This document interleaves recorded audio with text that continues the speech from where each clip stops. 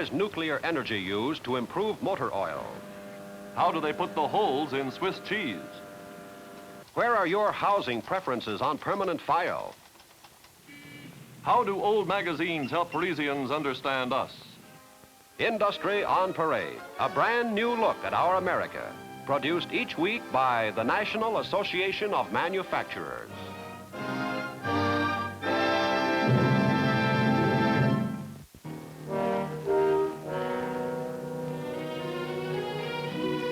A lead-lined box arrives at the California Research Corporation in Richmond, California. Its contents, radioactive. Not an atom bomb, just a piston ring for an automobile engine. As the research arm of Standard Oil Company of California, these scientists are seeking a better lubricating oil, and the radioactive piston ring is going to help them find it. Rings, of course, help maintain compression in the cylinder, creating a tight seal that holds in burning gases and allows the energy of those gases to be fully utilized. Therefore, the rings must be constantly lubricated to resist wear, and it's the lubricant we're interested in. Mounted inside engines here in the lab and in test cars out on the highways are Geiger counters. When the radioactive rings begin to wear, microscopic particles of worn metal collect in the lubricating oil. The more particles, the faster the Geiger counter clicks, and thus engine wear is determined precisely from minute to minute and under all operating conditions. In the road tests, for example, the radiation meter shows there is 3 times as much wear in city traffic as in high-speed, long-distance runs. The tests have brought a number of similarly startling revelations, making it possible here at the Research Center to develop oil that can meet the special needs of today's motorist. At the conclusion of each run, the oil is drained from the car and a final check made of the total amount of wear and contamination. This is done by means of some fabulous scientific tools, like the emission spectrograph that can detect the tiniest amounts of foreign materials by measuring the wavelength of light given off when the oil is burned under an electric arc. These and many other laboratory instruments are brought into play in perfecting and proving a new product before it will be released to the public.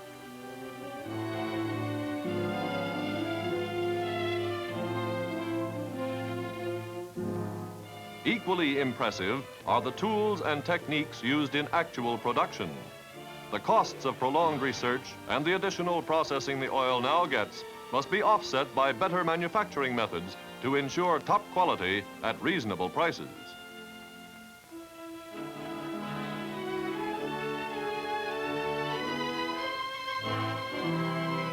Making an oil that will do its job better and help cars last longer. This unending quest for improvement under our competitive system has brought expanding rather than contracting markets for oil and all the other products of industry.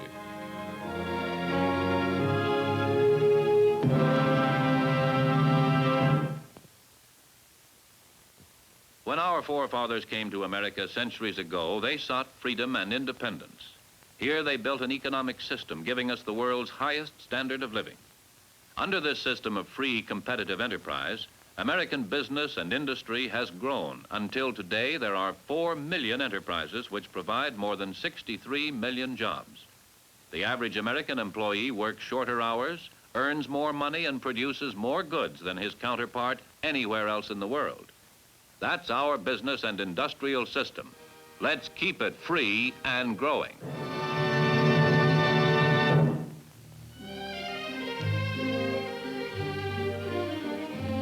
With not a mountain in Ohio, why do they call it the Switzerland of America? Here's why. A Swiss cheese factory, like several dozen others scattered over 5 Ohio counties. In a lot of ways, these Ohioans have out-Swissed the Swiss with their completely electrified, thoroughly modern plants. After weighing, the milk, which has to be strictly fresh, is separated. Then it flows into a large heated kettle where a starter is added. That's the bacterial culture that transforms the milk into cheese, imparts the distinctive flavor, and generates gas bubbles which cause those characteristic holes, better known hereabouts as eyes.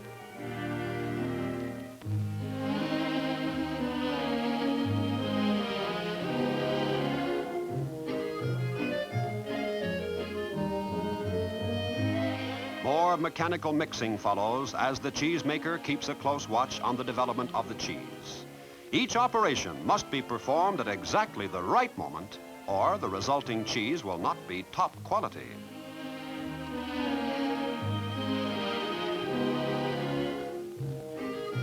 Hours later, a coarsely woven dipping cloth is used to encircle the curd and remove it from the whey. They have to be very careful not to break up the curd or turn it over.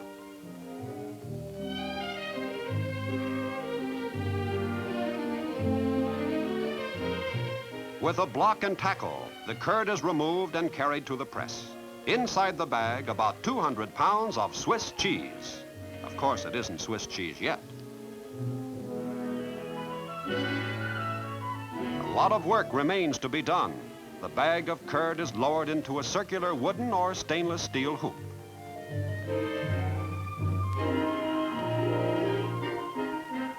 Excess whey is pressed out by hand. Then mechanical pressure is applied to complete the job.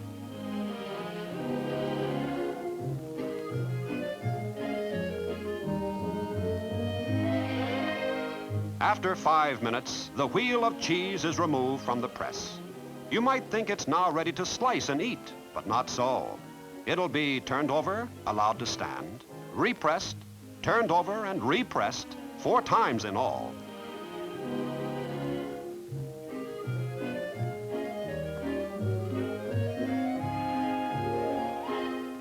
Finally, though, it's taken to the cold room and, after it's properly cooled, dumped into a tank full of salt water.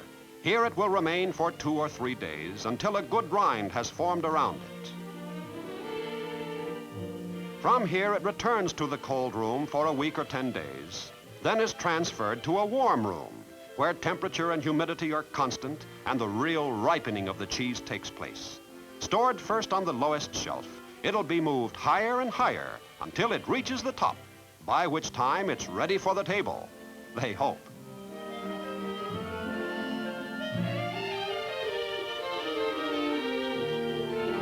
Taking a plug will show whether all the work, much of which we haven't been able to show, will be worth it.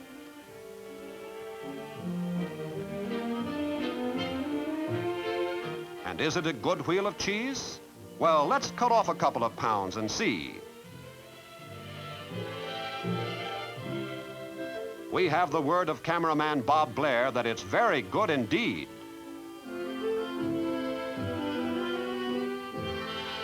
Say, Bob, how about us?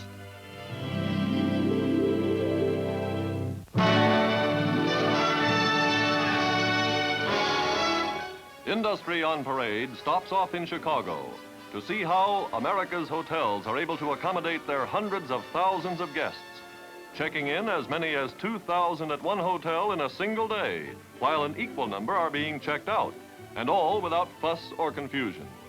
Here at the world's largest hotel, the Conrad Hilton, formerly the Stevens, they've got a card index listing the name of every guest who ever stayed at the hotel, the rooms he occupied, and whatever other information might make his next visit even more enjoyable than his last.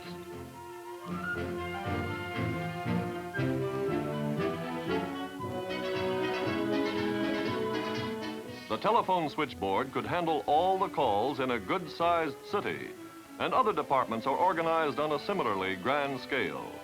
Consequently, special pains must be taken, and are, to keep the service as personal and friendly as in a small New England inn. A tremendous amount of activity, but all behind the scenes, in the back of the house, as they put it. Here's one of the twice-a-day inspections of bellmen and elevator girls at the changing of the watch. New additions to the staff of 500 maids and cleaning men take a special training course. So extensive are the services required, not only by guests, but by an average of 2 conventions a week the year around, that an entire separate 14-story building is devoted to working areas in which housekeeping chores like this are performed.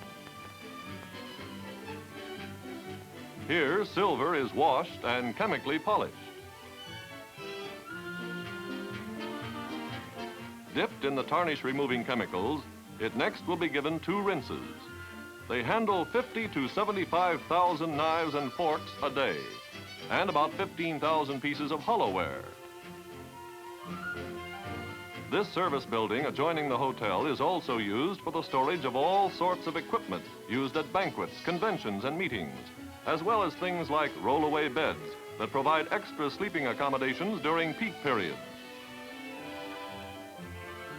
The laundry is the third largest in all Chicago. It handles 15,000 sheets a day, 16,000 face towels, 11,000 pillowcases, not to mention mountains of personal linen from guests and all employees' uniforms. Ice, 25 tons a day. The kitchens are specialized to handle separate courses. Here it's soup, 8 or 10 kinds. And here it's meat. One oven roasts a ton of meat at a time. A lot of impressive statistics, but care is taken to keep a guest from being swamped by the sheer magnitude of the operation. For we Americans expect our hotels to be a home away from home, even in the heart of a great city.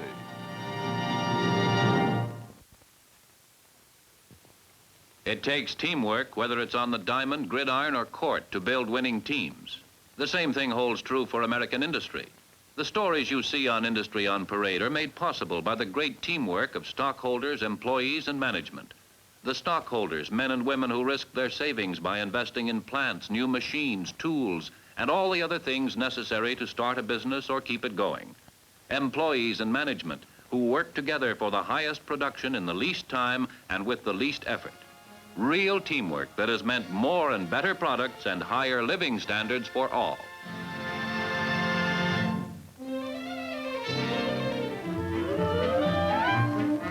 An American Express office. Offices like it where travelers' checks, transportation bookings, and other travel services can be had are familiar everywhere from Oslo to Okinawa. But American Express has many employees who are not American, the people who help staff branches overseas. And it's primarily for those non-Americans that a unique magazine collection program has been adopted by employees in this country.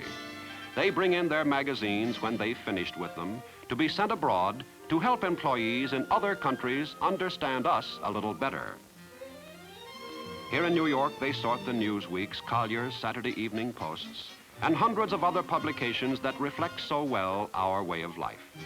Then, about every 3 weeks or so, out they go to those parts of the world where men are still free to read what they please, like Paris.